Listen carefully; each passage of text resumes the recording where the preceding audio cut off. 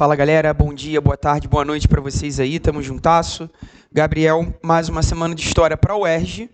Prazer estar com vocês. A gente vai seguir nosso conteúdo de Primeira República, beleza? Falamos dos movimentos rurais, agora eu quero falar dos movimentos urbanos. Então botei ali o nosso 2.2, né? O 2.1 foram os movimentos do campo.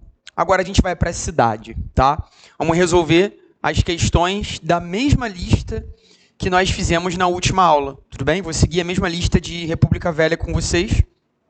A gente já fez essa problematização do termo República Velha, lembre-se disso, né? É um termo que traz uma carga política muito forte, né? Porque você tem Getúlio usando a ideia de uma República Velha. Ele cria essa noção de República Velha para caracterizar o período anterior, né? Isso gera ali todo um uso muito político do passado, um uso muito político da história anterior a Vargas. Isso é um ponto muito importante. E agora a gente vai analisar basicamente os movimentos ocorridos no Rio de Janeiro, né?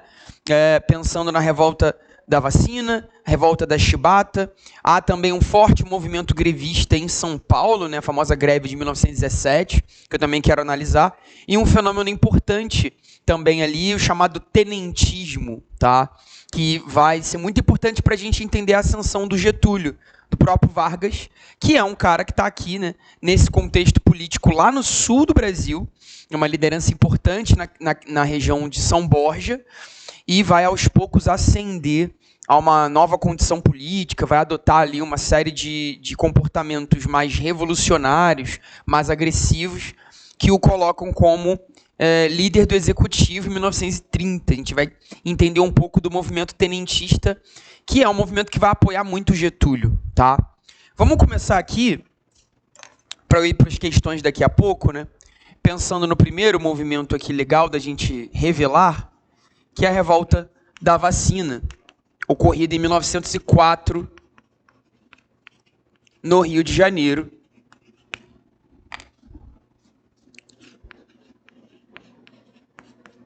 RJ, naquele contexto, né?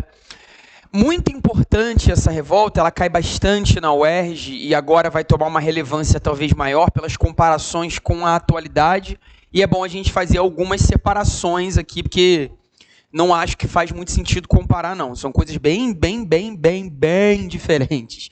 O que a gente vê hoje como crítica à vacinação não tem como comparar com o que aconteceu nessa época, são contextos diferentes e é sempre muito importante você tomar cuidado na hora de fazer essas comparações. Elas não podem ser feitas de maneira, né, simples, como numa conversa de bar, conversa de boteco, que a galera começa a fazer uns comparativos absurdos entre presidentes de épocas diferentes, entre revoluções de épocas diferentes. Toma muito cuidado, tá? Porque a gente está 100 anos atrás, aliás, a gente está bem mais de 100 anos, né? Está aqui, né? 115, 120 anos atrás, basicamente. Já tem um bom tempo que a revolta acontece, num momento onde vacina era uma novidade, né? Vacinação ali no geral, ela vem do século XIX, as invenções das primeiras vacinas, né? Pensar na vacina para varíola, que vai ser muito utilizada aqui no Rio de Janeiro. A gente está num grande surto de varíola, ali no iniciozinho do século XX. Vamos passar pela bizarra gripe espanhola daqui a pouquinho, né? Em 1918. E toda a lógica de vacinação para a época, ela é uma grande novidade para o planeta, tudo bem? E as técnicas de aplicação dessas vacinas também são bem diferentes da atual. Por isso que eu acho complicado comparar, né? É complicado comparar porque hoje o conhecimento que o povo tem sobre vacina já é muito maior, absurdamente maior, porque se ensina isso em escola, você tem isso trabalhado na televisão, você tem as cartilhas, né, do nosso sistema único de saúde, o maravilhoso SUS, que pretende ali ao longo da nossa vida nos explicar como funcionam essas vacinas.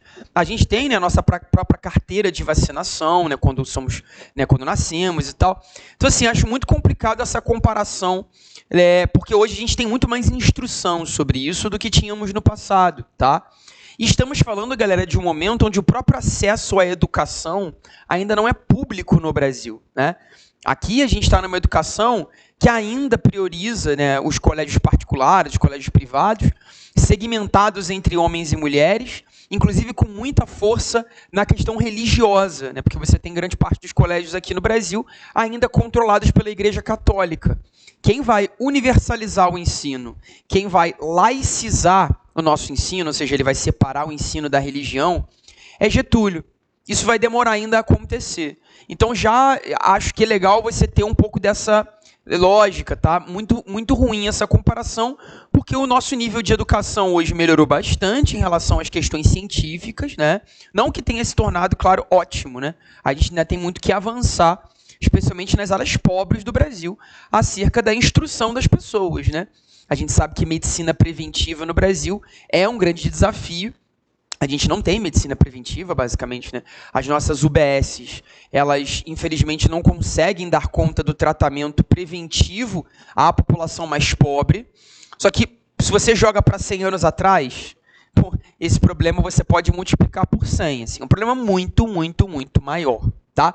E ainda, não é justo a gente tratar essa revolta só pela vacina, só pelo motivo ali, né, da vacinação obrigatória, assinada no final do século XIX, né, e aplicada ao Brasil pelo grande sanitarista Oswaldo Cruz. Tá? É injusto dizer que a revolta da vacina ocorre só pela vacinação, só por conta da questão sanitária. Temos que olhar além do alcance, fazer aquele olho de Tandera e ter a visão além do alcance. A UERJ vai gostar de trabalhar dessa forma, olhando para um contexto mais geral, que aí a gente vai para o quadro, olhando para o contexto da chamada reforma urbana do Rio de Janeiro. Contexto da chamada reforma Pereira Passos, das reformas urbanas cariocas. Aí a gente vai estar tendo uma visão mais interessante desse movimento, tá?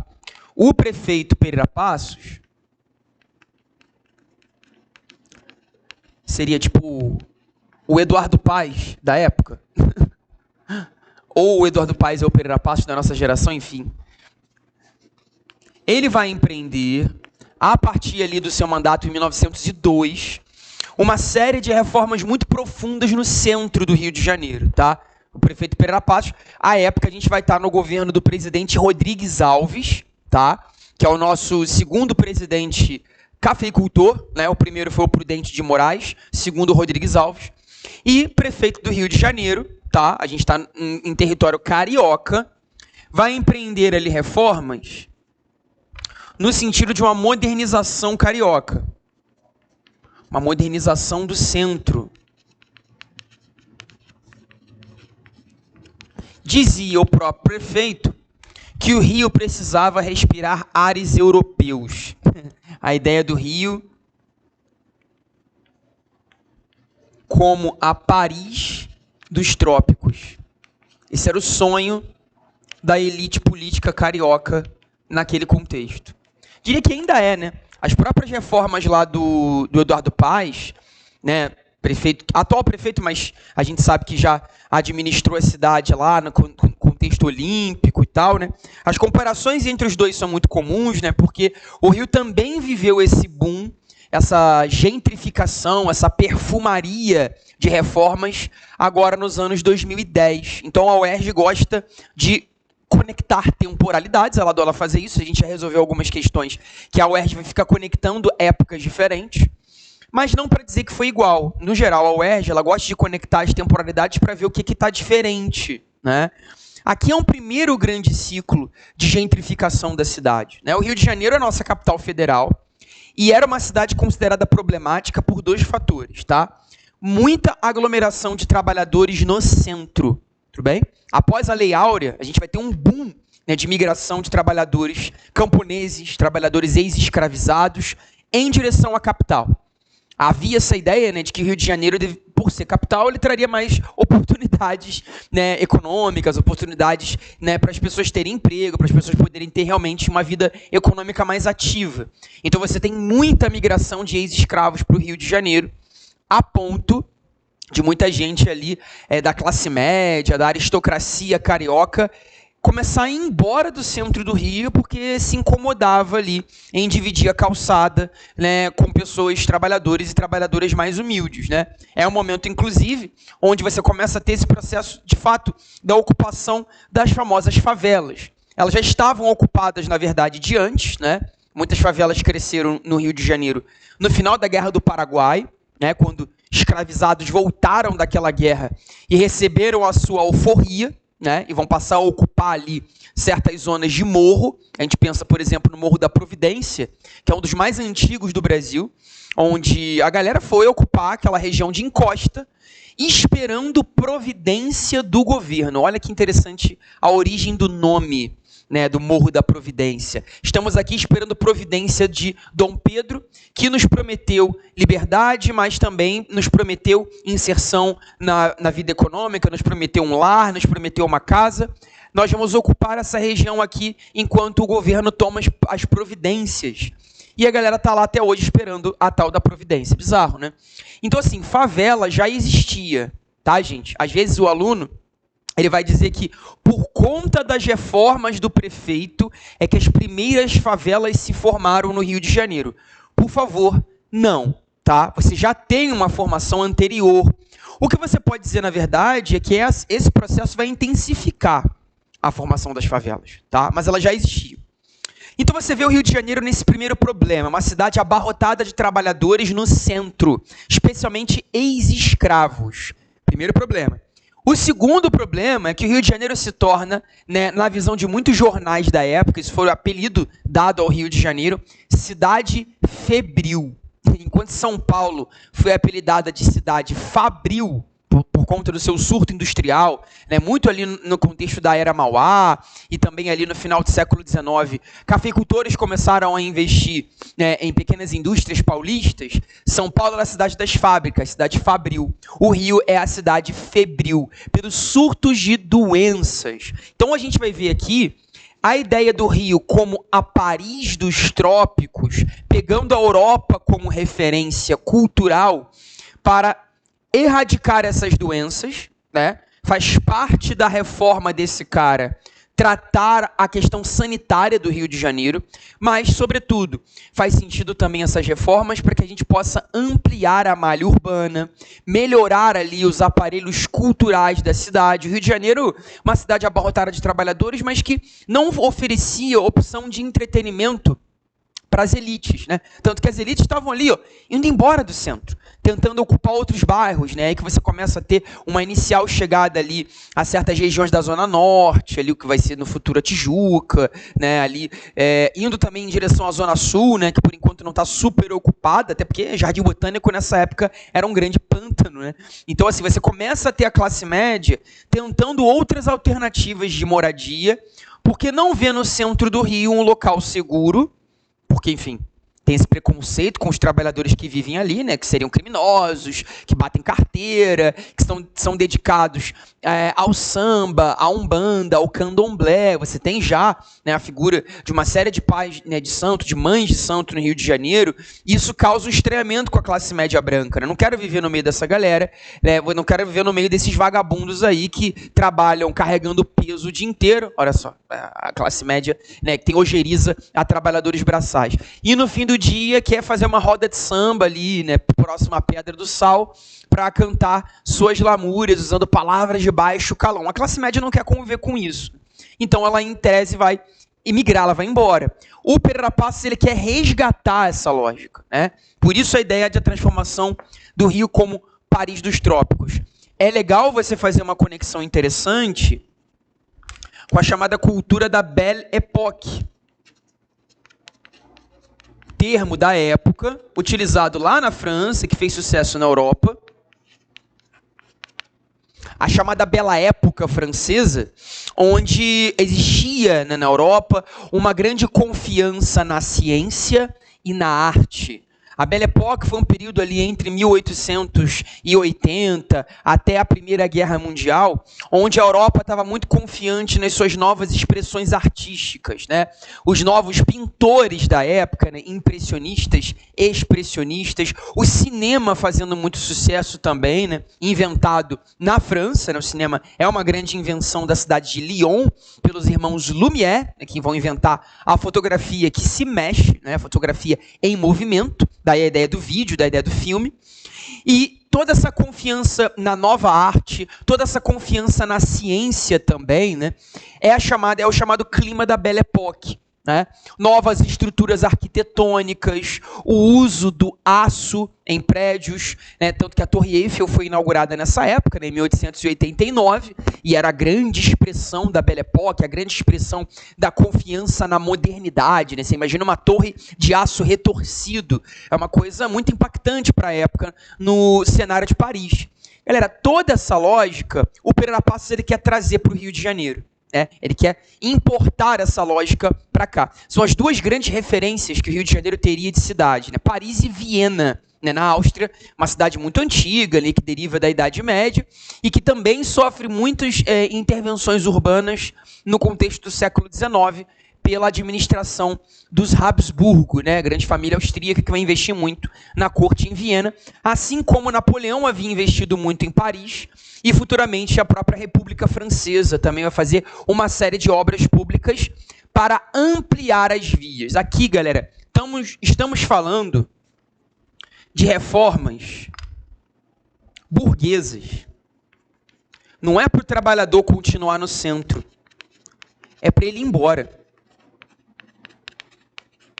Então a gente pensa na ampliação das vias, as chamadas boulevares. Boulevard é um conceito que vem da França, de você estabelecer um corredor de consumo dentro da cidade. Olha como aqui a gente está saindo da ideia da cidade como espaço de convivência. Isso aí é uma análise que o Tiago, o Zé, na geografia conseguem fazer brilhantemente, né? A cidade, em tese, é aquela ideia do espaço da convivência, o espaço da troca. Pensa na cidade como os gregos imaginavam a polis, né? Aquele espaço onde nós trocamos ideias, onde nós convivemos, onde nós aprendemos a conviver, né? Onde a gente faz a política.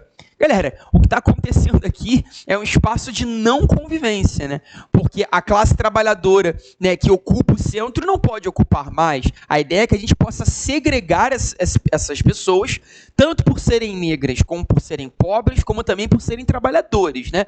Existe toda essa visão, né, muito tacanha na sociedade brasileira, que a gente importou muito de Portugal, né? De que o trabalho braçal é algo menor, de que o trabalho braçal é algo de pequena importância, né? Então você tem que se afastar desse grupo trabalhador.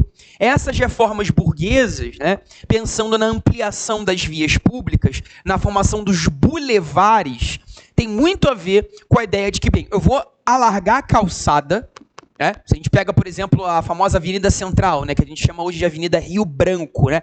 A calçada era muito grande, até hoje, né, uma calçada extensa. O trânsito dos automóveis em mão dupla, hoje não é mais, né, onde só tem ida em direção à Cinelândia, porque uma parte da pista agora está ocupado pelo nosso VLT, mas era uma mão dupla, né? Se você vê fotos da Avenida Central, que foi construída nessa época, ela lembra muito uma avenida em Londres, em Nova York, em Paris. Realmente, até os postes seguem aquele mesmo modelo neoclássico, né, dos famosos postes europeus, e você tem muito espaço para a classe média caminhar na calçada. Nessa calçada larga, lojas pra caramba, vitrine pra caramba, e esse é o conceito de boulevard. É um calçadão, né, de consumo da classe média. Era muito comum aí que uma família aristocrática, lá pelas 4h30, 5 da tarde, fizesse o famoso footing. Você vê que a galera era tão viciada em coisa gringa que nem conseguiam chamar de caminhada, né? Chamou de, não, vamos fazer um footing. Que é você basicamente dar aquele rolê com a sua família, de repente seu cachorrinho, pelo centro do Rio. Gente, isso era muito perigoso na visão da classe média. Agora, com as reformas burguesas de Pereira Passos, vai dar para fazer o footing sem nenhum problema, né? A gente vai fazer essa ampliação das vias públicas. Até porque, né, as ruas do Rio de Janeiro tinham engarrafamento de carroça, né? O negócio era tristão. A ampliação das vias públicas. Dentro dessa mentalidade, posso pensar aqui na própria Avenida Central, que hoje você vai chamar de Avenida Rio Branco, né? Uma interessante ampliação da Rua do Ouvidor, que é bem antiga, data do Império, né? Onde você vai ter a primeira ouvidoria da cidade. Ouvidoria pública, né? Eu posso pensar também aqui na Rua da Assembleia, que vai interligar o interior do centro do Rio com a zona portuária. São alguns exemplos que a gente poderia trazer aqui, né, de ampliação das vias. A Avenida Central não existia, tá? Ela foi construída naquela época do zero. E, galera, pensa comigo, se eu vou construir uma via do zero, eu construo por cima de onde, né? Eu construo por cima das casas. A gente vai ter que demolir certas construções do centro para que a Avenida Central possa passar. E o conceito dela é muito interessante, né? É conectar as duas pontas do centro do Rio, né? Conectando lá o interior, onde a gente tem os estaleiros, onde a gente tem a chegada de navios, né, da própria zona portuária, até o outro lado, onde você vai ter a enseada, né, o início ali da enseada da Glória, do Catete, do Flamengo, que vai levar a Botafogo e Zona Sul, tá? Lembrando que esses bairros ainda estão sendo ocupados naquela época, né? Uma ocupação de casas daria basicamente até a Glória. Do Flamengo em diante, a gente tem pouquíssimas casas, pouquíssima ocupação. Essa ocupação, em tese, aconteceria agora, porque você vai abrir uma via para conectar o centro com a Zona Sul, e essa é a famosa Via Central, né? Avenida Central. Só que, claro, como eu disse, isso vai levar à destruição de uma série de moradias populares. Processo que eles chamaram na época de bota abaixo. O famoso bota abaixo, como os jornais chamaram na época, né?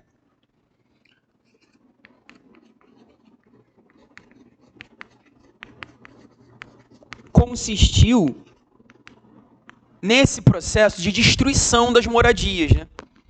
Para a Avenida Central ser construída, a gente está falando de algumas centenas de casebres populares demolidos, né? Até vai ser prometido a certas famílias o pagamento de indenizações e a garantia de uma casa em outro lugar. É aí que você tem, por exemplo, um boom de alguns bairros ali que permeiam os arredores do centro do Rio, né? Você pensa no bairro da Saúde, bairro de Fátima, né? A própria Lapa vai ser ocupada nesse contexto também, né? Que não é só o lar da boemia, Lapa também é o local onde as pessoas moram, muitas pessoas vivem na Lapa até hoje, muitas pessoas moram no centro do Rio até hoje, né? E esses bairros, eles começam a ganhar ali, né, essas moradias construídas pelo governo para que os trabalhadores pudessem ser realocados. Só que não vai ter casa para todo mundo, é evidente, né? A maioria, na verdade, não vai ter casa, né? A gente vai ter uma associação muito bizarra entre pobreza e doença. O governo começa a associar a ideia de, bem, se nós temos muitas moradias populares no centro, é por isso que a cidade está doente, é por isso que eu tenho surto de varíola, é por isso que eu tenho febre tifoide, é por isso que a gente tem, né, diarreia na população, porque essa população pobre não sabe se cuidar, né, proliferam doenças. Galera, vamos pensar, o Rio de Janeiro não tinha nem esgoto. Vamos combinar que não tem até hoje, né? Mas, enfim, vamos trabalhar com a ideia de que evoluiu alguma coisa. Rio de Janeiro não tinha sistema de esgoto, cara. As pessoas não tinham aonde, né, aonde depositar sua urina e suas fezes, assim. Essa era a ideia. As pessoas, você tem relatos no Morro do Castelo, né, que é o antigo morro ali, bem no centro do Rio de Janeiro, que vai ser demolido depois, onde as pessoas estão saindo para trabalhar de manhã, vendo uma água escura descer do Morro do Castelo, pelas ladeiras do Morro do Castelo. Aquela água escura são as pessoas esvaziando latrina, são as pessoas esvaziando pinico. Rolava essa ideia de manhã, né? Você vai dar aquela geral no banheiro, tu abre a janela de casa e joga fora aquilo que está ali, a sua urina, suas fezes, aquilo vai cair na calçada e vai descer morro abaixo. Não tem esgoto, não havia esgoto. Qual era a situação da galera? Era isso ou ficar convivendo com o seu turtles, seu pipis, né? Então não é interessante. Então não é muito mais um descaso público do que, né, uma falta de educação, né, uma característica onde o pobre seja necessariamente sujo. Essa é uma visão preconceituosa da época, né? O Estado não vai garantir saneamento básico para essa população. Então, como vai cobrar da galera, né, que tivessem ali alguma característica de serem asseados? Fica difícil, né? Fica muito difícil. O governo lançou, inclusive, na época, a chamada Lei do Lavai. A lei do Lavai era que você, né, ao esvaziar seu pinico pela manhã, abrir a janelinha, né, para jogar seus negocinhos fora, você teria que gritar pela janela: lá vai! Essa é a lei do século XX. Tem que gritar lá vai antes de jogar o pinico fora. Não resolveu muito, a cidade continua numa situação precária. Qual é a solução? Vamos botar abaixo, né? As famosas destruições de cortiços vão rolar bastante nesse contexto.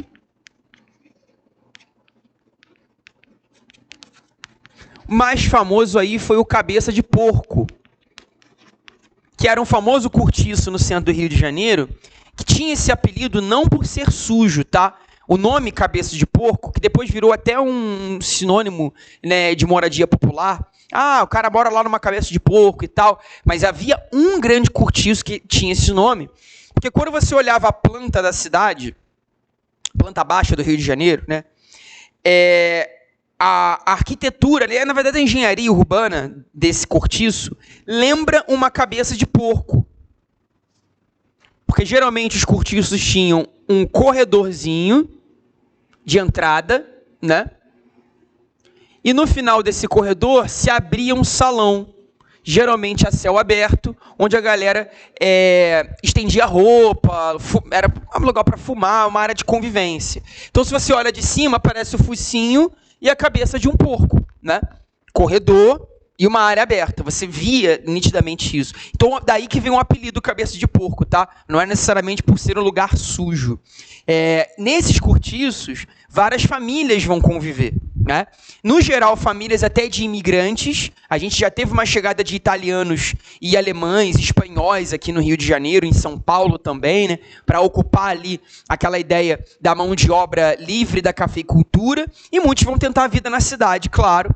E isso acaba proliferando essas moradias mais simples, né? Você sobe uma escada, tem um corredorzão, e em cada quarto desse corredor você tem vivendo uma família, né? Seria ali uma moradia popular improvisada.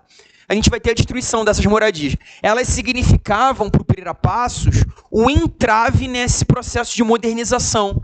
Olha como a gente pode fazer várias análises, né? Quando a gente pensa, por exemplo, nos Estados Unidos, quando você tem a grande ampliação da ferrovia nos Estados Unidos, essas ferrovias vão ter que passar por dentro também das moradias populares, por dentro de tribos indígenas, por dentro de zonas onde viviam pessoas mais pobres. Então, para o progresso passar, o progresso seria a ferrovia, né?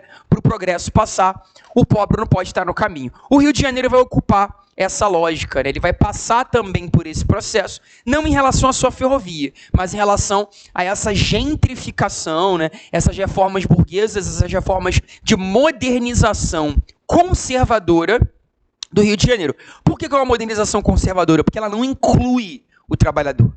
E eu estou falando da galera que sustenta a economia do centro do Rio de Janeiro. Grande parte dos ex-escravos, por exemplo, eram estivadores. Não sei se você, né, já ouviu falar nesse tipo de profissão, que tem caído muito em desuso, né, mas o estivador é o cara que trabalhava na zona portuária carregando peso.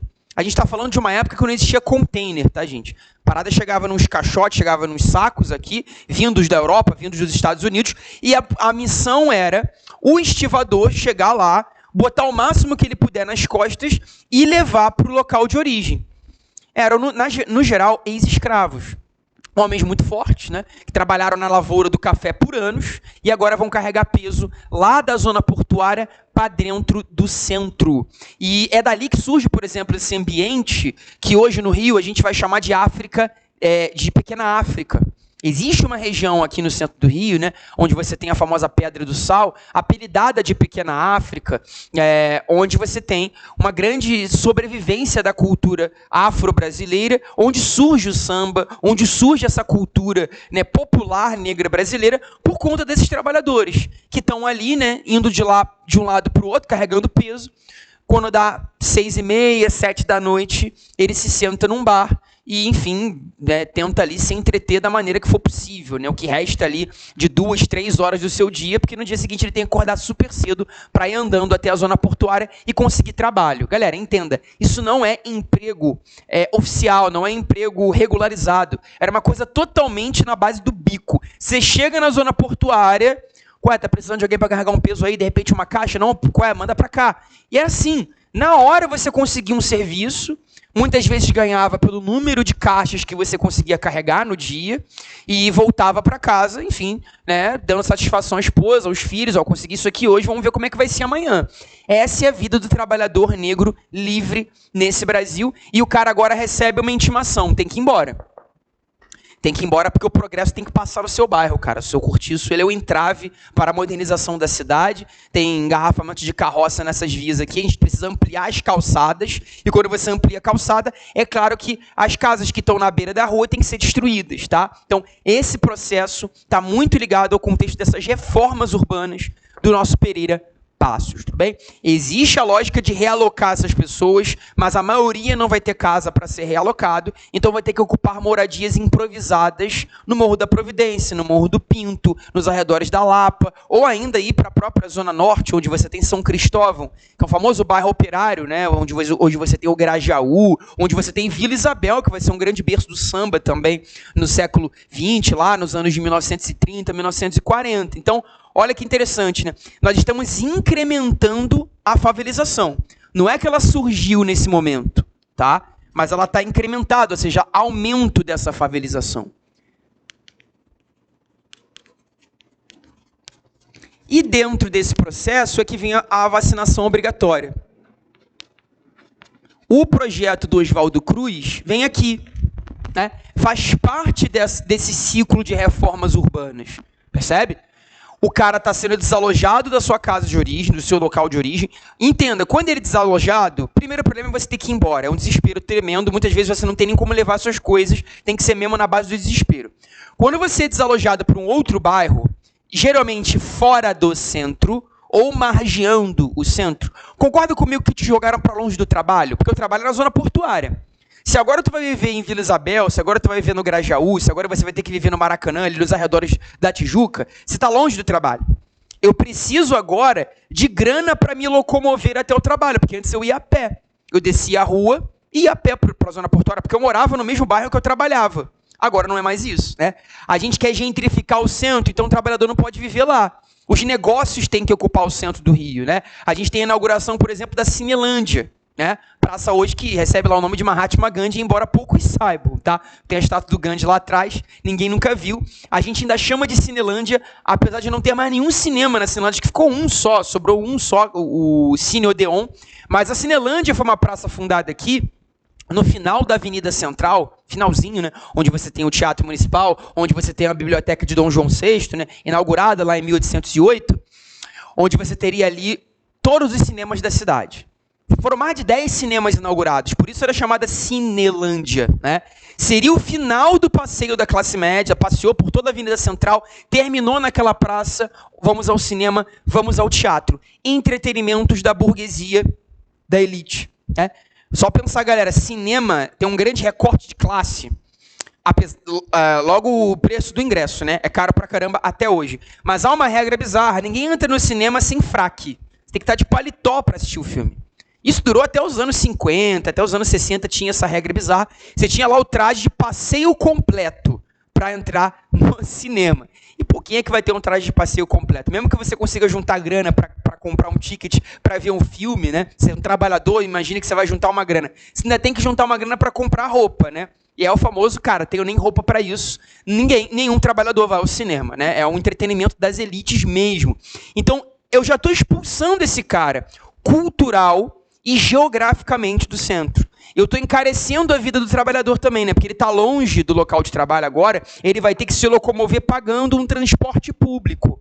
A gente tem um boom dos bondes, né? Transporte que vai ganhar força no século XIX e continua muito forte no século XX, conectando a Zona Norte ao centro. Bondinho, né?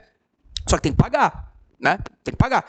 O que antes eu fazia a pé, agora eu vou ter que pagar um bondinho, vou ter que pagar morrendo um dinheiro ali para me locomover ao trabalho todo dia. É claro que o meu patrão não vai cobrir esse gasto, até porque não existem empregos formais. O emprego é na base do boca a boca, o trabalho é na base do improviso. Então, entendo essas dificuldades já surgindo aqui.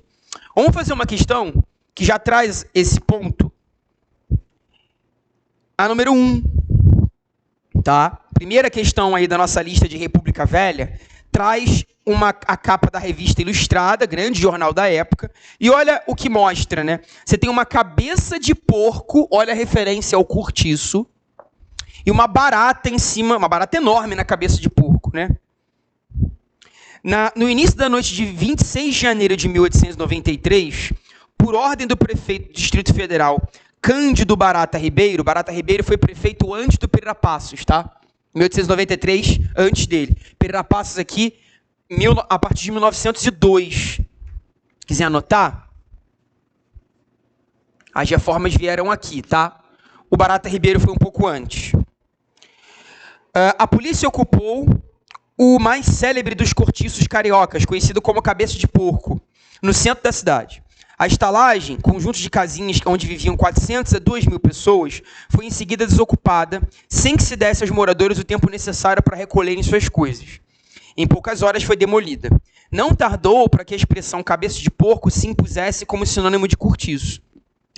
A ordem de desocupação e demolição do famoso cortiço em 1893, ironizada em capa de revista da época, né, porque bota uma barata na cabeça do porco para mostrar a ação do prefeito, né, representou mudanças na ação do então prefeito com relação aos problemas sociais da cidade do Rio de Janeiro. Um desses problemas sociais e o objetivo dessa demolição estão indicados, respectivamente, em... Vamos lá, galera. Estamos falando de um contexto anterior ao Pereira Passos, mas que faz parte dessa necessidade, tá? O Pereira Passos não inventou essa lógica de modernização burguesa do Rio de Janeiro, tá? Alguns prefeitos anteriores já estavam nessa pegada. É porque o Pereira Passos ele representou para a gente, na época, o maior número de destruição de cortiços. Uma profunda reforma de 1902 a 1906. Só o Eduardo Paes, lá, 100 anos depois, vai superar em número de desalojamentos com as suas reformas lá olímpicas, né? Boulevard Olímpico, Transolímpica, não sei o quê, BRT da Brasil, que não terminou até agora, enfim. O Eduardo Paes ele vai bater o recorde do Pereira, tá? Ele vai conseguir desalojar mais gente, de maneira até mais agressiva, porque o aparato da polícia, o aparato do BOP foi bizarro para garantir que as pessoas fossem embora das suas casas, né? O Barata Ribeiro já estava fazendo algo parecido. E ele está pedindo um problema social da época, do lado esquerdo, e do lado direito, ele quer o objetivo dessas demolições, né? Eu posso pensar em déficit escolar como um problema social da época. Até é um problema social, galera, mas não tem nada a ver com a reforma urbana. Não tem nada a ver com a destruição dos cortiços, né? Então, ele até está apresentando um problema social de fato, né? Poucas crianças em escolas, até porque a escola não é pública nessa época, mas não é um problema que tem a ver com a destruição dos cortiços, né? A letra B fala em fluxo migratório, é um problema social, e integração de novos logradouros. Fluxo migratório, muitos trabalhadores chegando ao Rio de Janeiro, é uma questão social da época. Sim, né? Você tem muita chegada de italianos, alemães, né? Logo espanhóis também. Você vai ter um grande ciclo de imigração asiática também para o Rio de Janeiro depois, né? Com libaneses, sírios, marroquinos, né? Japoneses e tal. Então, fluxo migratório, um problema social daquele contexto. Integração de novos logradouros. Aí, o objetivo dessa demolição não é integrar novos logradouros, né, gente? Na verdade, é destruir esses logradouros que eram problemáticos, né? Você tem pouca preocupação numa integração. Como eu disse, essa é uma reforma que quer segregar, não quer integrar, né? Ô, Gabriel, mas você não disse que construíram novas casas lá em alguns bairros para os trabalhadores irem morar? Tudo bem, mas não é uma integração. Eu estou colocando o cara longe do trabalho, longe da vida dele, longe do centro. Não estou integrando, né? Então, o problema aqui está nessa integração de novos logradouros. A letra C fala em criminalidade elevada, que seria um problema social, e reordenação da ação repressora. Eu posso pensar em criminalidade elevada, mas o que tem a ver essa reforma com isso, né? Forçando a barra, você até pode dizer, Gabriel, quando você tira o pobre do centro, cai a criminalidade no centro, porque a classe média relacionava crime com pessoas humildes. Mas reordenação da ação repressora é um objetivo dessa demolição? Não estou reordenando a ação repressora. Eu estou trabalhando com a mesma ação repressora o tempo todo, que é segregar, né? Não há uma reordenação, tudo bem? Já que de cara gostei da letra D. Nem li, mas a letra D me parece mais interessante. Crescimento demográfico, letra D, seria um problema social. Muita gente vivendo num espaço do centro do Rio de Janeiro. Isso é problemático porque vai faltar moradia para todo mundo, né? E do outro lado, erradicação de habitações populares, que é um objetivo dessa demolição. As habitações populares são os nossos cortiços, como a gente está vendo aqui, né? O exemplo do cabeça de porco que foi citado no próprio enunciado. Galera, me parece mais interessante, né? O crescimento demográfico tem a ver com esse fluxo migratório. Dialoga um pouco com a letra B, né? Essa atração excessiva de trabalhadores para o Rio, tentando oportunidade no meio da cidade, só que a cidade não oferece o logradouro para todo mundo, então as pessoas ficam abarrotadas em quartinhos miúdos, né? Esse boom demográfico gera esse fenômeno e realmente isso é um problema, né? Um quadro muito semelhante vive nessa época, por exemplo, Nova York. Nova York é uma cidade que está muito parecida nesse sentido com o Rio de Janeiro na mesma época, né? Onde você tem, final do século XIX, um boom de irlandeses e judeus, né, fundando bairros italianos também em Nova York, e aí muitos vão ter que se abarrotar nos seus bairros pobres, né? Harlem, Bronx ali, você não vai ter serviço de qualidade para todo mundo, é um cenário muito conturbador Nova York do final do século XIX. Até recomendo, galera, uma série que tem um pouco a ver com isso, mas fala bastante de medicina nessa época.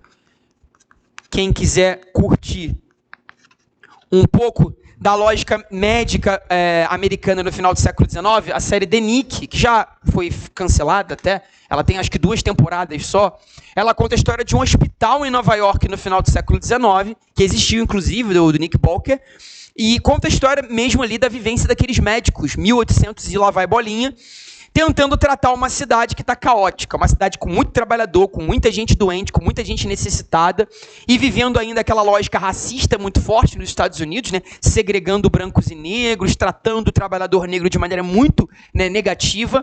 Ótima série para debater as questões de Nova York e que se parecem muito com o Rio de Janeiro no final do século XIX, aqui nessa virada para o século XX. É legal a análise, tá? The Nick, fica aí a dica. Então, percebe? Por isso o crescimento demográfico é um problema. Tá? Porque não tem gente para ser distribuída nessa cidade corretamente. As pessoas ficam muito concentradas nos cortiços e isso leva realmente ao desenvolvimento de muitas doenças. Tá? É aí que a gente vai ter o nosso amigo Oswaldo Cruz com a vacinação obrigatória, né?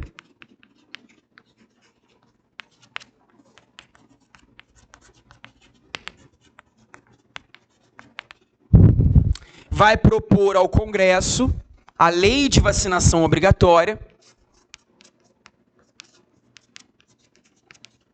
mas sem integrar a sociedade com esse projeto. Esse vai ser o problema, né? Tem até circulado aí na internet, olha os absurdos da época, parece que estamos revivendo esse problema, né? Você não pode ter emprego, não pode tirar carteira de trabalho se não estiver vacinado, não pode viajar para fora do país se não estiver vacinado, o governo impondo um controle da população. Galera, é isso ou morrer de varíola, um grande surto do Rio de Janeiro, tuberculose, febre tifoide, varíola, diarreia, né?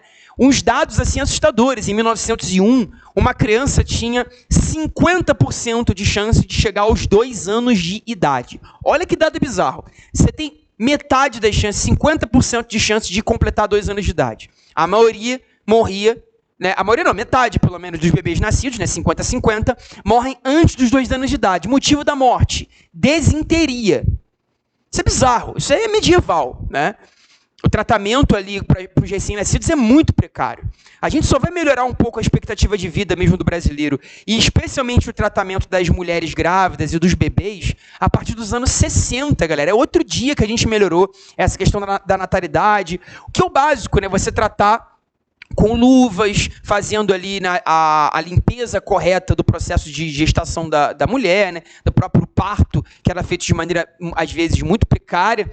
Então, assim, precisamos de uma vacinação obrigatória para solucionar esses problemas. O problema é como foi feito, tá? A reação do povo aqui se dá muito por essa coerção dos agentes de saúde, que vão entrar nas casas de maneira muito truculenta, né? Coerção dos agentes de saúde contra a população. Palavras aqui que vão ser muito comuns em certos gabaritos, tá, galera? O povo não ficou só bolado porque não sabia do que era a vacina, tá? O povo também vai ficar bolado com essa truculência policial. Os caras têm que bater meta, eles têm que vacinar determinado bairro até o final do mês. Então a polícia vai com os agentes de saúde na sua casa. Já bate ali. Não há seringa nesse contexto. A aplicação da vacina contra a varíola, inclusive, envolvia a abertura de feridas na sua pele. O próprio instrumento de aplicação da vacina era um instrumento barulhento, como se fosse uma pistola de metal que abre uma ferida muito agressiva na sua pele. A gente sabe que a varíola foi inventada, né? Vocês, inclusive, devem saber muito disso até melhor do que eu, estudo isso mais do que eu. A vacina da varíola ela foi inventada no século XIX a partir aí da manipulação do pus de vacas doentes. Você usa ali aquela matéria orgânica, o pus da vaca adoecida, e a partir dessa lógica você proliferou a vacina contra a varíola, né? Foi uma descoberta incrível do século XIX, né? A primeira grande vacina contra a varíola. E aí o povo ficou bolado. Pô, como assim? Vão aplicar pus de vaca na gente? Começou a se proliferar nos jornais cariocas, jornais ali de trabalhadores, que você começaria a agir como vaca, como boi, caso te aplicassem a vacina. Qualquer comparação com a atualidade ali, com o jacaré, não é mera coincidência. Bizarro, né? Mas isso é o povo falando. É o povo sem instrução, é o povo sem entender o que estava sendo aprovado no Congresso. Porque aqui, gente, a gente não tem sistema único de saúde, você não tem um processo de conscientização da população. Isso passou longe dessa época. Por isso que é complicado comparar, muito complicado comparar. Não tem ensino público, não tem saúde pública, não tem processo de conscientização da população como nós temos hoje. Pô, o que foi? A gente fez essa zoeira com o Zé Gotinha recentemente, mas a campanha do Zé Gotinha no Brasil nos anos 90, ela foi muito importante, muito importante. Anterior, inclusive, à era PT, porque o Zé Gotinha veio lá do governo Fernando Henrique, lá dos anos 90, né? Essa campanha de conscientização das crianças, de que a vacina não é necessariamente dolorida, né? Vem pela gotinha. Então, você não sabe, né? Eu lembro eu pequeno, né? Vacinar, pô, será que essa vacina vai ser na gotinha ou vai ser na seringa? Mas, nessa dúvida, a criança vai pro posto de vacinação. Porque ela pensa, de repente, vai ser só uma gotinha. Chegando lá, às vezes tu descobre que não é na gotinha, que é no braço. Minha mãe, tu começa a abrir o berreiro, mas tu já tá lá. Já tá lá, tua mãe tá aquela segurada, segura o moleque, vem aqui, ele vai gritar, mas vai ter vacinação. Então essa foi uma campanha muito importante, né? Para criar essa identificação com as crianças, para conseguir convencer essas famílias a levar as crianças para os postos de vacinação, para você tirar a sua carteira de vacinação. Esse acompanhamento na escola pública também foi muito importante aqui no Brasil, nos anos 90, né? Você vai aliar ensino à saúde pública, algo que, né, infelizmente não vai ter 100 anos atrás. A parada vinha com o pé na porta e soco na cara. Existe uma tese interessante também do historiador José Murilo de Carvalho, né? O grande historiador aqui brasileiro que vai analisar essa questão, que as mulheres se sentem moralmente invadidas, né, pelos agentes de saúde. Existe essa ideia do moralismo da população. Por quê? As mulheres teriam que levantar parte da roupa para serem vacinadas. Pô, roupa de mulher no início do século XX é muita camada de roupa, é muita camada de vestido e tal. E geralmente você vai aplicar aqui na parte superior do braço, né? Vai aplicar na parte superior da coxa também, ou às vezes até no bumbum. Ou seja, você tem que levantar muita roupa para ter a vacina aplicada. Isso pega muito mal. Uma família de trabalhadores, vendo uma cena como essa, a primeira coisa que o pai da família se pergunta, pô, é realmente necessário isso? Que a minha filha tenha as pernas expostas a você, que a minha esposa tenha o braço dela exposto a você, o cara começa a pensar, pô, peraí, o cara tá aqui querendo abusar da minha família. Existe esse tratamento em algumas questões, tá? Uma das causas também dessa rebeldia contra a vacina, esse moralismo da população, né, que começa a organizar motins, uma campanha anti-vacina. Tudo bem? Galera, muito importante, é uma revolta espontânea. A revolta da vacina não tem liderança. Ela é uma revolta espontânea, desenvolvida por associações de trabalhadores no centro do Rio, trabalhadores, inclusive, muitos imigrantes, que estão contra essa coerção do Estado, tá? Estão contra esse projeto de coerção do Estado, usando o argumento da truculência, que o cara invade a tua casa mesmo, pega a tua família à força, a parada dói, no dia seguinte eu tenho efeitos colaterais, a galera não entende que faz parte do processo de vacinação, porque não está conscientizada disso. Então no dia seguinte eu tenho febre, no dia seguinte eu tenho vômito, no dia seguinte a minha esposa ficou nauseada. Porra, como assim? Não era para curar a minha família? Percebeu a questão? A gente vai somar tudo isso. O cara já está muito insatisfeito com as reformas. A família dele foi desalojada há pouco tempo. O local de origem, né, onde ele trabalhava, onde ele vivia, ele foi destruído. Ele tem que morar agora num outro bairro que ele não conhece. A polícia chega ao lado dos enfermeiros para aplicar essa tal vacina em você. E ainda por cima uma exposição imoral do corpo das mulheres, o que causa ali, claro, uma sociedade ainda muito moralista, muito machista, né? Você expor o braço, expor as pernas, né, das filhas e esposas de trabalhadores, isso pega muito mal. Então, a partir daí, se formam vários grupos no centro do Rio de Janeiro anti-vacina. Percebe como a comparação com a atualidade ela é muito descabida? Não dá para dizer que é o mesmo movimento, né? É muito mais vergonhoso hoje a gente ser anti-vacina, absolutamente vergonhoso, do que nessa época. Em certo aspecto, as pessoas estão certas na sua rebeldia, né? Vamos tentar se projetar no período, é um exercício tão importante em história, né? Tão difícil a gente fazer, a gente conseguir olhar para o passado e tentar pensar como o homem do passado, como as mulheres do passado, como as pessoas daquela época. Gente, nós, nessa situação, também nos rebelaríamos. Essa é a questão. Diferente de hoje em dia, o que nós temos muito mais instrução a respeito da ciência. Aqui temos pouquíssima instrução, né? Então, não há liderança, tá? São insatisfações combinadas. São outro ponto aqui, tá? Insatisfações combinadas. Existe essa insatisfação com a reforma urbana, existe a insatisfação com a segregação que essa reforma gerou, existe uma insatisfação com péssimas condições socioeconômicas,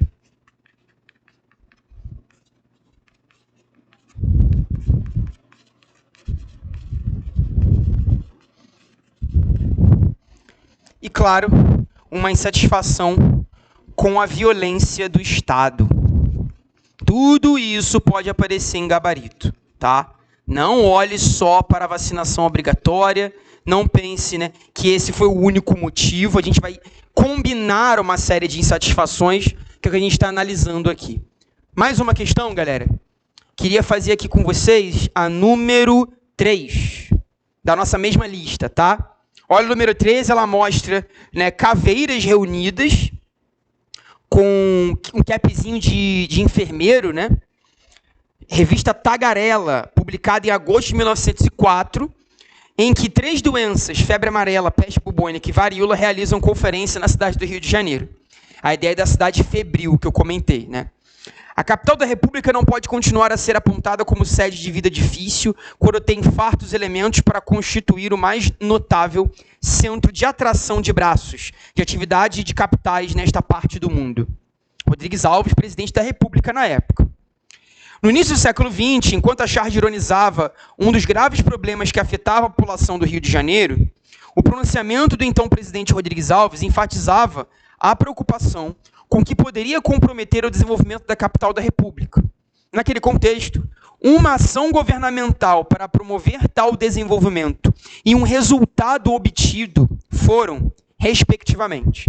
Vamos lá. Ele quer uma ação do governo, estou pensando em Pereira Passos, estou pensando em Rodrigues Alves, né? E uma ação e um resultado obtido com essa ação. A gente está analisando aqui, tá? Reforma urbana foi uma ação do governo. Sim. Um resultado dessa ação foi a qualificação da mão de obra? Não, né, gente? Qualificação não, tá? Inclusive, a gente está pensando aqui, o Brasil ainda nem viveu uma revolução industrial de fato, né? Então, não há essa preocupação com qualificar mão de obra. Porque para qualificar mão de obra, eu tenho que ter ensino público, eu tenho que ter ensino científico, eu tenho que ter ensino profissionalizante. E o Brasil só vai ter isso com Getúlio, tá? Combate à insalubridade foi uma ação do governo. Combater, né, as doenças, a própria vacinação obrigatória é um combate à insalubridade, né? Incremento da imigração foi um resultado obtido, mais trabalhadores vão ser atraídos para o Rio de Janeiro por conta dessa melhoria da saúde local? Dá para fazer essa análise? É possível, né?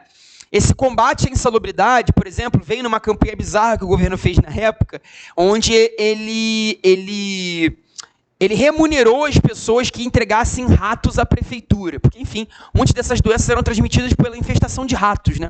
Então, o governo monetizou o rato. Olha que doideira, né? Se você entregasse os ratos à prefeitura, você receberia ali um valor por cada rato, alguns centavos por cada rato, para a gente diminuir a infestação de ratos da cidade, né?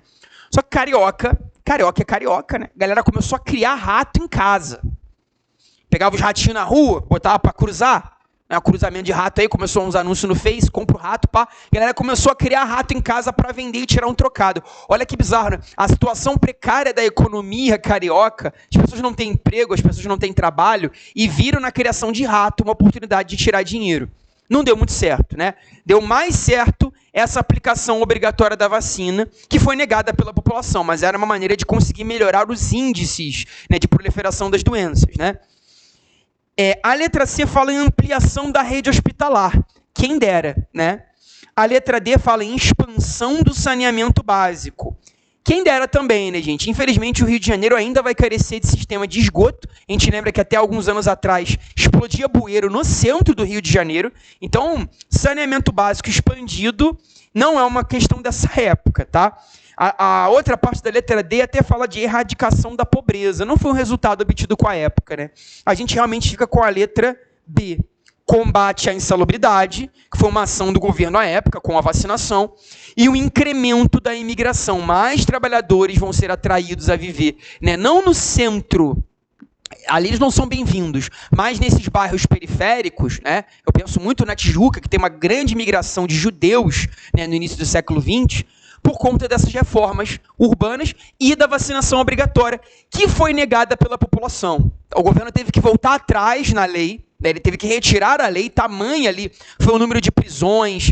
O centro do Rio de Janeiro, galera, virou palco de guerra, virou um palco bizarro, assim, trincheira. Tem várias fotos, inclusive, que são impactantes, né, de bondes derrubados. Porque, claro, o trabalhador também está bolado com o preço do bonde, né? Ele foi afastado do centro, ele tem que pegar o bonde para ir trabalhar, mas o bonde é caro. Então tem muita gente destruindo o bonde, pedindo para diminuir o preço do bonde.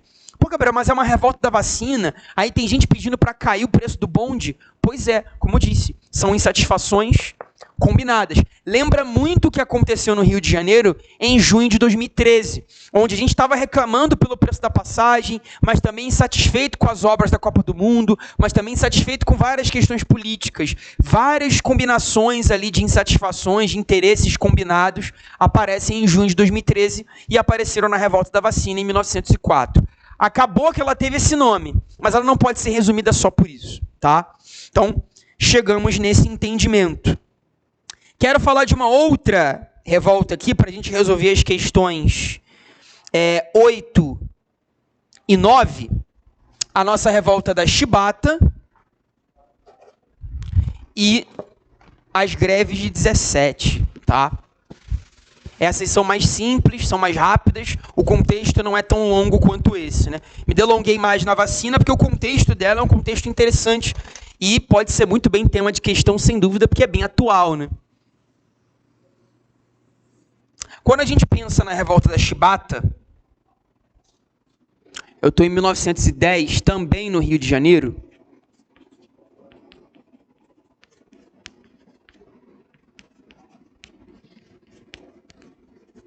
A gente está olhando para a Marinha, RJ, aliás, seguiu a mesma lógica, 1910, RJ. A gente está olhando para a Marinha, uma revolta ali que tem como principal conjunto de causas as péssimas condições de trabalho na Marinha brasileira.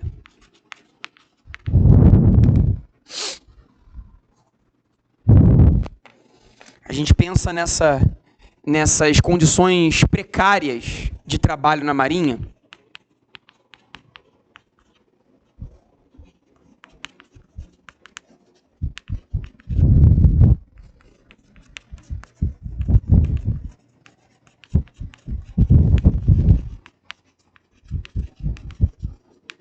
Que é uma força armada muito conservadora, já começa pela lógica política, né? A Marinha, ela foi muito adepta da monarquia, extremamente adepta da monarquia, não apoiou o golpe de 15 de novembro de 1889, a Marinha não esteve ao lado de Deodoro, ao lado do Floriano Peixoto, isso não aconteceu, tá, gente? A Marinha é uma força armada mais conservadora porque ela é mais antiga, é uma força armada que data do primeiro reinado, lá da independência, que a Marinha tem os seus primeiros passos, né? E, no geral, muito obediente à monarquia, e acabou se transformando num reduto de ex-escravos, né? Aqueles que recebem a Lei Áurea ali em 1888, veem na Marinha uma forma de ingressar num trabalho justo e que remunera, que paga, mas que nunca vai colocar você nas patentes médias e superiores, você sempre vai ficar na patente de baixo, né? Existe um boom de trabalhadores pobres ingressando na Marinha no final do século XIX, buscando, enfim, trabalho justo, trabalho honesto. E existia também essa identificação de alguns ex-escravos com a monarquia. O próprio José Murilo de Carvalho, aqui no Rio de Janeiro, o historiador, ele analisa muito esse boom ali das tatuagens entre marinheiros em homenagem à monarquia. Uma doideira, né? A galera fazia ali o símbolo da família Bragança no braço, metia um tribalzão, sacanagem, tribal não, mas metia lá uma tatuagem em homenagem a Dom Pedro, em homenagem à princesa Isabel. Porque, claro, né, foi a monarquia que assinou a Lei Áurea. A Lei Áurea foi assinada na monarquia, né? No ano seguinte, o governo foi derrubado. Então, muitos ex-escravos pensaram, caramba, esse governo novo que se instituiu aí, se ele quiser mudar tudo, ele pode anular a Lei Áurea, ele pode voltar atrás na questão abolicionista. Então, você tem um fenômeno interessante no Rio de Janeiro, de uma camada ali negra trabalhadora que se identificava com a monarquia, que queria muitas vezes o próprio retorno da monarquia. Isso é muito curioso, né? O Rio de Janeiro ainda era uma cidade que respirava ares monárquicos no final do século XIX, porque foi a capital da monarquia por 80 anos. Né? Foi onde Dom João pisou, Dom Pedro I, né, Dom Pedro II. Então existe na Marinha essa camada trabalhadora mais humilde, que tem uma certa identificação muito maior com a monarquia, que teme o retorno da escravidão pela República. Em 1910, a gente já se distancia um pouco da Lei Áurea, mas nem tanto quanto a gente gostaria. A Lei Áurea tem 20 anos, basicamente, e alguns vícios da própria lógica escravista ainda vão se manter. Essas condições precárias aqui vão dizer respeito aos castigos corporais, aos marujos. Já tinha sido proibido pela Marinha, mas eles continuaram acontecendo, tá? Não só isso, tá? As condições de trabalho também muito precárias na questão de insalubridade nos locais. A gente está falando de água contaminada, comida estragada, atraso nos soldos.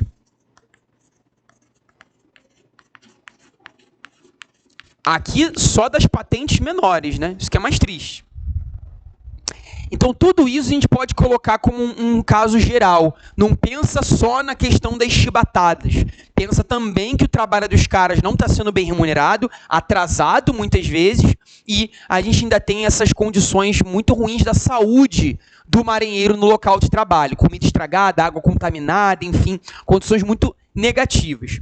O estopim, né, a gente tem ali episódios onde mais de 200 chibatadas teriam sido dadas a conjuntos de marinheiros que desobedeceram ordens de seus superiores, tá? E isso teria sido ali a gota d'água para o famoso João Cândido, marinheiro negro analfabeto, tomar uma embarcação militar na costa carioca, né, o encouraçado Minas Gerais, e apontar suas armas em direção ao Rio de Janeiro, a nossa enseada ali da Glória, ali do Flamengo, onde hoje você tem a Zona Sul. Esse estopim, essas 250 chibatadas, no geral, elas ocorrem sobre marinheiros negros de baixíssima patente. Ou seja, a galera de uma patente mediana, ali os marinheiros já brancos, não recebiam esse igual tratamento negativo, né, com a questão da violência. Então a gente percebe o seguinte: olhar para essa ideia dos castigos corporais é entender a permanência de práticas escravistas, né, direcionada à camada trabalhadora mais pobre e negra. Se eu estou falando de 20 anos em que a Lei Áurea tinha sido assinada, portanto, muito pouco tempo que ela foi assinada, é complicado entender que as pessoas dessa época psicologicamente aceitavam a Lei Áurea. Entendo que há muita resistência, a ideia de que eu não posso tratar um trabalhador negro da mesma maneira que nós tratamos os brancos, eles não merecem ganhar um salário remunerado, pois são inferiores. Ainda existe essa ideia, muito presente em 1910. A Lei Áurea é de 1888, gente. Ela é muito recente no contexto. Então é muito forte a ideia de que pela Marinha ter essa camada negra tão forte e até às vezes identificada com a monarquia, esses marinheiros são tratados de maneira muito diferente, tá? E é aí que o grande João Cândido decide, enfim, protagonizar o movimento, tá? O movimento da chibata vai ser liderado por esse cara, marujo, né, marinheiro, baixíssima patente, analfabeto, negro, será o líder do movimento.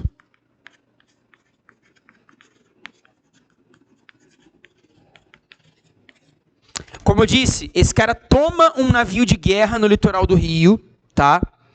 Você tem ali a tomada do encouraçado Minas Gerais, pelo grupo dele. Posteriormente, eles vão tomar outro encouraçado chamado São Paulo, mas é aqui no Minas Gerais que foi o centro do processo, né? E a gente fica pensando, cara, como é que o marinheiro que não é treinado para manipular um navio de guerra, como é que esse cara conseguiu manipular um navio de guerra? Essa é uma coisa incrível, né? Tanto que ele vai ser considerado um grande herói do processo, apelidado no futuro de almirante negro, o que é um termo contraditório, né? É uma ironia pensar no almirante negro. Os almirantes não eram negros, na sua esmagadora maioria. A Marinha mantém uma lógica hierárquica onde os patentes de cima não são negros, nunca são negros, né? Como eu disse, o cara ingressa na Marinha tentando uma carreira honesta, mas ele não vai subir nas patentes. Até hoje nós temos esses problemas, inclusive no Exército, na Marinha e na Aeronáutica, né? As patentes superiores raramente são ocupadas, né, ali por almirante, brigadeiro, essas patentes aí, bigode grosso, né? Patente alta, a maioria ali, a galera é realmente branca. Então existe essa questão racial muito presente na revolta. Não que o João Cândido, aí toma cuidado, né? Não que o João Cândido, ele estivesse ali puxando uma pauta racial. Ele entende o tratamento diferenciado com os marinheiros negros, tudo bem, mas ele ali não está trazendo no movimento uma lógica de luta racial negra. Toma cuidado, tá? O João Cândido hoje é visto como uma liderança do movimento negro importante. É um cara importante para trazer certas pautas nessa época. Ele é importante, mas essa visão racial que a gente tem sobre a revolta da chibata, ela é uma visão a posteriori, ela é uma visão contemporânea que nós temos. O João Cândido, naquele contexto, ele não está se colocando como uma liderança do movimento negro, tudo bem? Ele está se colocando como líder de um movimento de baixa patente da Marinha, que vê injustiças praticadas entre os seus companheiros de trabalho e decide se insurgir contra esses problemas, tá? Contra essas injustiças. Não é que ele esteja se colocando ali como um grande líder do movimento negro brasileiro, tarará, tarará. Não, ainda não, tá? Mas é uma visão que 50, 60, 70 anos depois, os historiadores olhando para o movimento de 1910, eles percebem isso. Caramba, ali a gente está vendo um cara negro, analfabeto, percebendo um problema que a gente está vendo hoje, que é um problema racial. São vícios da própria escravidão que se mantém, né? E ele vai se insurgir contra esses castigos corporais, exigindo o fim dos castigos, exigindo a melhoria nas condições de trabalho, e impõe um bombardeio ao Rio de Janeiro caso as suas exigências não fossem atendidas. Ele escreve, ele não, né, porque ele é analfabeto, né, ele vai ditar uma carta a outros marinheiros que vão escrever de próprio punho, endereçadas ao presidente da República. À época, era um militar. Olha como a parada ficou quase pessoal, né? O presidente aqui era Hermes da Fonseca, recém-eleito presidente Hermes da Fonseca, o único presidente militar da República Oligárquica. A gente vai ter um presidente milico nesse caminho, que é o nosso Hermes da Fonseca. Sim, o próprio sobrenome já denuncia, né? Parente de Deodoro da Fonseca, lá de trás, né?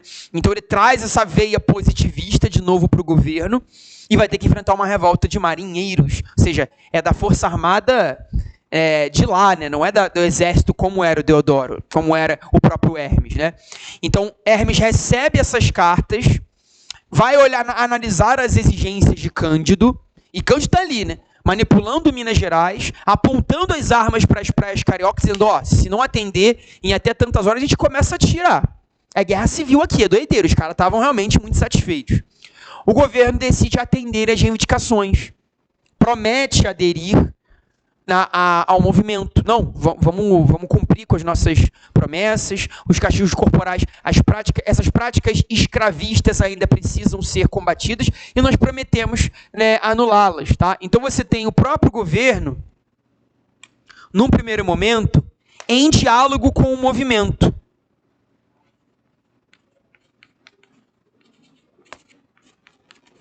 Aqui, Hermes da Fonseca, nosso presidente, né? Em diálogo com os revoltosos. O problema é que mesmo nesse diálogo há uma repressão. Durante ali o processo onde o governo iria assinar os decretos, acabar com o castigo corporal de fato, e os marinheiros se entregariam, uma outra revolta eclodiu em 1910, também na Marinha, mas num outro local no Rio de Janeiro, na chamada Ilha das Cobras, território da Marinha aqui no Rio de Janeiro. Eclode uma revolta de fuzileiros navais, trazendo também as suas insatisfações, não em relação a castigo corporal, né? Porque aqui eu estou me referindo à baixa patente da Marinha, tá? Esses castigos corporais, no geral, eram ali contra os marinheiros negros mesmo. Os fuzileiros não passavam por esse problema, mas passavam por outros. Tinham problemas na questão do pagamento dos seus salários, a questão também das circunstâncias de trabalho que eram insalubres, e há uma revolta que eclode simultaneamente ao João Cândido. Quando o Hermes da Fonseca vê esse cenário, eu estou dialogando com os caras, eu estou dizendo que eu vou aderir às reivindicações deles, e uma outra revolta na Marinha eclode agora, vão prender todo mundo. Hermes, ele imagina, né, ele supõe que todo o movimento ele é coordenado. Tanto a insatisfação dos fuzileiros na Ilha das Cobras, quanto João Cândido, ali do comando do Minas Gerais na época, ele imagina que estão juntos, que estão em conluio, então manda prender todo mundo. Mesmo com os castigos corporais sendo proibidos na Marinha, João Cândido vai para o Chilindró. Tem ali, inclusive, maus momentos nesse contexto, né? Porque ele vai passar um bom tempo em sanatórios, em manicômios de hospícios, né? E aí é uma sentença de vida, porque, enfim, não tem juiz que te tire de um sanatório, né? Você pode ficar ali com o seu atestado sendo renovado pelo médico, você vai continuar ali. E o João Cândido realmente vai ser expulso da Marinha, terminando a sua vida como pescador ali na zona portuária, né? Não segue carreira militar. Tem documentos que mostram que ele vai se filiar na década de 30, né? 20 anos depois, já idoso, ele vai se filiar à Ação Integralista Brasileira, que doideira, ele vai, né, simpatizar com o integralismo. Então realmente se perdeu nesse caminho, mas a Revolta da Chibata permanece como um grande exemplo de luta popular do Rio de Janeiro, dessa patente minoritária da Marinha que se insurgiu contra uma prática escravista lá da época ainda anterior à Lei Áurea. Tá? Importante é esse legado que a Revolta da Chibata deixa pra gente. Tá? Tem questão sobre a chibata. Vamos ver aqui na lista. Questão número 9. O ERG, número 9, beleza? Da nossa lista aí. Nós, marinheiros, cidadãos brasileiros e republicanos, mandamos esta honrada mensagem para que Vossa Excelência faça aos marinheiros brasileiros possuirmos os direitos sagrados que as leis da República nos facilitam. Tem Vossa Excelência 12 horas para mandar-nos a resposta satisfatória, sob pena de ver a pátria aniquilada. Isso aí, carta dos marinheiros ao presidente Hermes da Fonseca. Bizarro, né? Olha os caras cheios de moral. Os participantes da revolta da Chibata exigiam direitos de cidadania garantidos pela Constituição da época. As limitações ao pleno exercício desses direitos na Primeira República foram causadas pela permanência de... Você vê, eles têm cidadania porque a Constituição garante, né? Não são mais escravos, mas parecem ainda ser tratados como tal. Os próprios castigos corporais eram proibidos, mas ainda assim feitos pelas patentes superiores. Olha como a questão do Oeste está tratando. Ele está falando de cidadania. No momento que a Lei Áurea foi assinada, a cidadania foi garantida àqueles homens e mulheres, sim, mas a Marinha parece não considerar essa cidadania, ainda mantendo práticas anteriores à Lei Áurea, quando o escravizado não era visto como cidadão, era visto como um produto, era visto como uma coisa. E se é coisa, eu posso vilipendiar, eu posso bater quantas vezes eu quiser. É meu produto, é minha coisa, eu posso bater, né? Então, essa permanência está ligada ao quê? Né? Hierarquias sociais herdadas do escravismo, privilégios econômicos mantidos pelo exército, dissidências políticas relacionadas ao federalismo ou preconceitos étnicos justificados pelas teorias científicas. Eu imagino que a dúvida fica entre A e D, né? Você pensa na hierarquia social herdada da escravidão. O que seriam essas hierarquias sociais, né? A ideia de que os homens brancos ainda são superiores aos homens negros. Por isso a ideia de hierarquia, tá? Tem a ver com a diferença entre quem manda e quem obedece. Os caras ainda estão permanecendo com esse tipo de hierarquização, mesmo após a Lei Áurea. Ou um preconceito étnico justificado pelas teorias científicas. De fato, existe esse preconceito muito grande, né? Às vezes justificado pela ciência, mas não me parece o caso da própria Marinha, né? A Marinha não está ainda... Os oficiais que estão ali fazendo as chibatadas aos seus inferiores, eles não estão ali pensando de maneira científica. Muitos deles nem conhecem as teorias científicas da época, né? Isso seria talvez se o Estado ainda agisse de maneira racista, que o Estado age amparado por teorias científicas daquela época, o Estado agiria amparado por questões, né, da medicina, por questões, né, da antropologia. Mas aqui nós estamos vendo castigos corporais feitos de um superior a outro, onde ele ainda enxerga uma hierarquia entre brancos e negros, algo oriundo da própria escravidão, porque se é meu produto, eu posso, né, dar a chibatada ali. Por isso a letra A, tudo bem?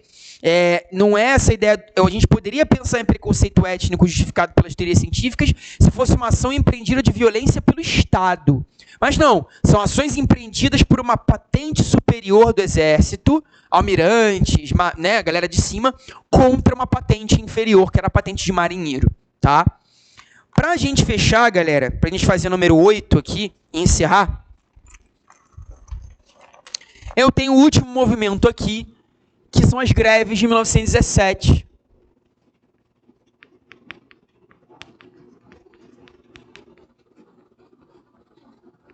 Ocorridas em São Paulo, no ano de 17, né? Galera, aqui foi o maior movimento grevista da história do Brasil até então, tá? Vamos trabalhar aqui com as causas e o contexto da época, né? A gente está vendo aqui a completa ausência no nosso cenário urbano de leis trabalhistas. E isso já é um problema central do processo, né? A ausência de CLT. Pensar que nós vivemos surtos industriais, surtos de indústria em São Paulo,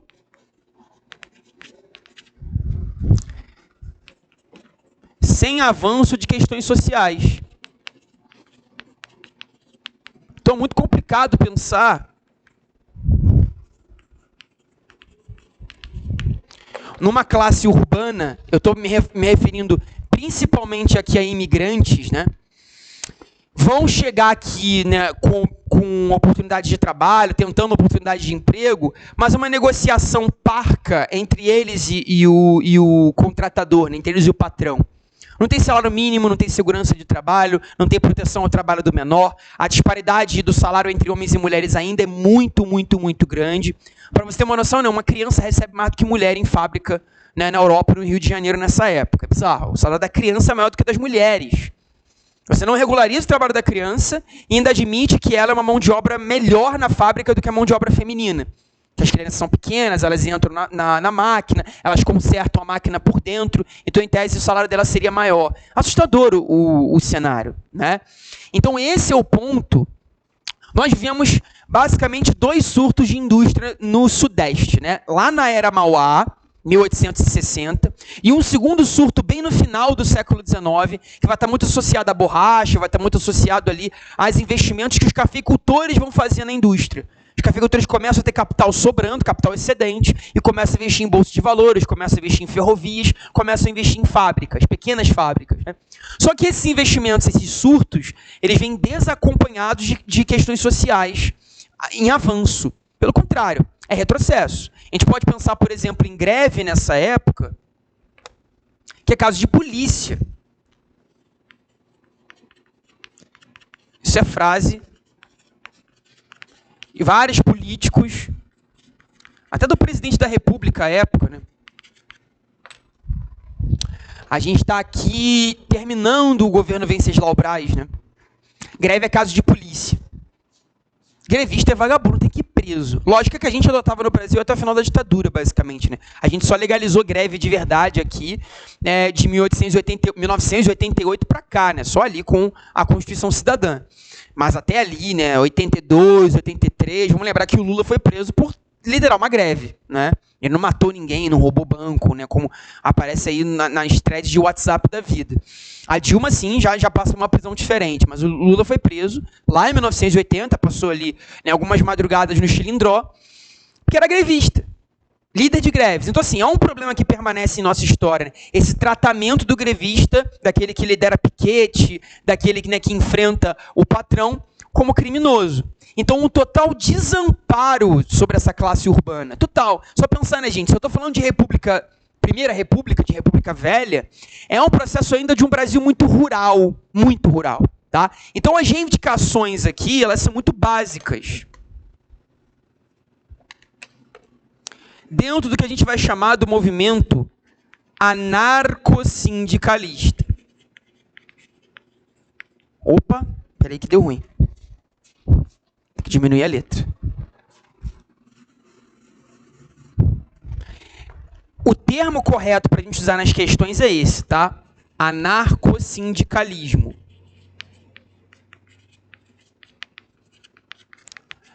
Essas greves aqui, elas não estão coordenadas por um partido, tá? Não há um partido de esquerda no Brasil ainda. O PCB só vai ser fundado nos anos 20, primeiro grande partido da esquerda do país, o mais antigo. Por isso eu estou chamando de anarco, porque não há nenhuma filiação partidária por parte desses operários, né? Eles estão mais influenciados por questões do anarquismo. A primeira onda de organização operária do Brasil foi anarquista, né? Não há uma organização clara em partido, mas sim em organizações, em fundações, em grupos ali, em sindicatos, importante, mas nenhum partido por trás desses grupos ainda, tá? Não há ainda uma formalização num projeto de governo para esses operários. Eles estão ali trazendo uma crítica muito básica. A gente não tem um projeto de poder, a gente não tem um projeto político por enquanto. O nosso projeto é meramente socioeconômico. Nós queremos leis trabalhistas, nós queremos a regularização da jornada de 44 horas por semana, nós queremos a criminalização do trabalho infantil, nós queremos votar, queremos participar efetivamente das eleições sem sermos controlados pela elite coronelista, né, pela elite dos coronéis. Então são ali reivindicações muito ligadas a direitos básicos. Eu diria ali, né, o primeiro ciclo dos direitos, que é o direito civil. É o direito à cidadania, é o direito ao salário, é o direito à segurança, é o direito à saúde, certo? Por isso que eu estou chamando de anarcossindicalismo. Não há uma proposta muito formal ainda, né, de um operariado partidário e de um operariado que tem um projeto político para chegar ao poder no Brasil. Ainda não há esse projeto, tudo bem? A própria Revolução Russa, Gabriel, ela já está rolando, beleza. Essas greves aqui no Brasil vão ser entre junho e julho de 1917. Gente, julho de 1917, a Revolução Russa não entrou na sua fase socialista ainda, né? Ela ainda está na fase menchevique, moderada, flertando com a burguesia, flertando com a classe, né, empresarial russa, flertando até com os czares ainda, com a família real. Havia essa proposta dos príncipes Romanov talvez voltarem ao governo na Rússia em junho e julho. Então os bolcheviques não estão no poder por enquanto. Como é que eu vou trazer essa influência vermelha da Rússia para cá, se a Revolução Russa não entrou na sua fase socialista ainda, percebe? Então fica antenado, tá? A influência da Revolução Russa no Brasil ainda não chegou nesse momento de forma tão acentuada. Eu tenho mais uma influência anarquista. Os operários que vêm da Itália para cá estão muito mais antenados com o anarquismo. Os operários que vêm da Alemanha, que vêm da Irlanda, mais para os Estados Unidos, os irlandeses vão chegando, né? Espanhóis também para cá, eles têm muito mais uma mentalidade de romper com o Estado, de romper com o capital, promovendo reformas básicas e objetivas na vida do trabalhador. Por isso esse movimento é chamado de anarco-sindicalista. É a primeira grande onda de organização operária no Brasil. Isso vai durar ali até 1935, 36, no momento em que o PCB toma grande parte, né, da classe operária, e também a gente vai ter a ANL do Prestes, né, que vai ser um grande grupo da esquerda, de uma esquerda socialista. Tá? Por isso o gabarito da número 8 é a letra B. Né? Quando a gente pensa na lógica anarquista, né, ela faz muito mais sentido dentro desse cenário do que o socialismo, tá? Por conta dessa vertente anarco-sindicalista que fez parte dessas greves, e não a letra A que falava de socialismo, tá? Essa é a análise. O primeiro movimento grevista no Brasil tem muito mais uma lógica anárquica. E quando a gente olha para aquela outra questãozinha que fala também da greve, é a questão... Cadê? Qual o número? Tem uma outra questão que fala de greve também. Perdi aqui. Ah, sim. A questão número 2. Ele compara a greve de 17 com a greve de 2017. Né? Faz essa conexão entre temporalidades que a UERJ adora. Né? O gabarito aqui, um problema da época e um problema de hoje, né? Uma questão que permeou a época, uma questão que permeou hoje em dia, né? A gente vai ter uma forte repressão policial nessa época. A greve é caso de polícia, as greves não são legalizadas porque não tem CLT, né? E hoje em dia, como o contexto da greve de 2017 se apresentou, né? Com uma relevância das reivindicações populares. De fato, né? Entre 2016 e 2018, um boom de movimentos populares tomou o Brasil, né? De greves, de contestação ao preço das passagens, de contestação à própria ideia de corrupção, né? Da Lava Jato, que fez sucesso pra caramba em 2016 e 2017.